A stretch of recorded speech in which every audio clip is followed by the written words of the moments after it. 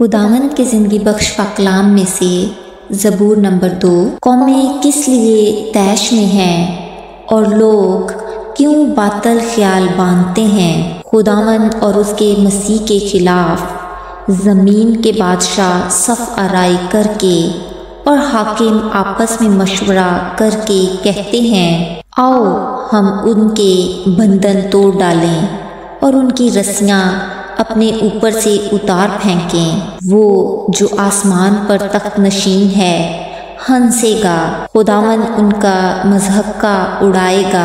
तब वो अपने गज़ब में उनसे कलाम करेगा और अपने कहरे शदीद में उनको परेशान कर देगा।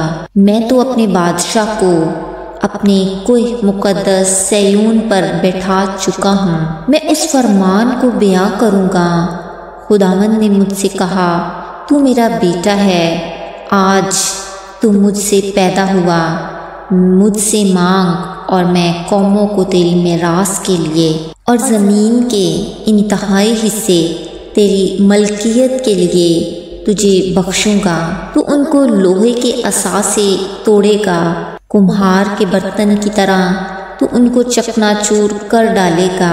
बस अब ए बादशाहो दानिशमंद बनो, ए ज़मीन के अदालत करने वालों तरबियत पाओ। डरते हुए खुदावंद की इबादत करो, कांपते हुए खुशी मनाओ। बेटे को चूमो, ऐसा ना हो कि वो कहर में आए और तुम रास्ता में हलाक हो जाओ, क्योंकि उसका गज़ब जल्द भड़कने को है। मुबारक हैं वो सब जिनका तवक्कल उस पर है।